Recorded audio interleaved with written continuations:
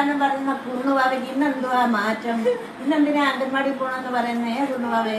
അമ്മ കേട്ടില്ല ഇന്നലെ മന്ത്രി പറയുന്ന അംഗനവാടിയിലാണെങ്കിലേ മുട്ട ബിരിയാണി ഉണ്ട്, പിന്നെ പാലുണ്ട്, മുട്ട ഉണ്ട്.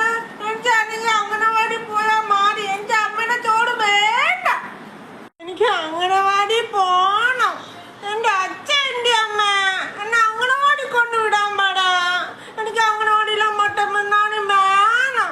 അംഗനവാടി ഇപ്പൊ 3 ദിവസമുണ്ട് മുട്ടയും പാലും ഒക്കെ. എനിക്ക് അംഗനവാടി പോണേ. ഉള്ളവരെ നമസ്കാരം. എന്തായാലും നമ്മുടെ ആരോഗ്യമന്ത്രി ഇന്നലെ ഒരു ഉത്തരവ് ഇറക്കി. കാരണം അംഗൻവാടിയിലുള്ള കുഞ്ഞുങ്ങൾക്ക് മുട്ടയും പാലും അതുപോലെ തന്നെ ബിരിയാണിയും വെച്ച് കൊടുക്കണം. അതൊരു നല്ല കാര്യമാണ്, സ്വാഗതാർഹമാണ്. അത് നല്ല രീതിയിൽ എല്ലാ അംഗൻവാടിയിലും കുഞ്ഞുങ്ങൾക്ക് വെച്ച് കൊടുത്താൽ കൊണ്ട് നമ്മുടെ കുഞ്ഞുങ്ങൾക്ക് പോഷകാഹാരങ്ങൾ ചെല്ലുമ്പോൾ കുഞ്ഞുങ്ങൾക്ക് പഠിക്കാനും താല്പര്യം ഉണ്ടാവും, അംഗൻവാടി പോകാനും താല്പര്യം ഉണ്ടാവും. അത് നല്ലൊരു കാര്യം തന്നെയാണ്.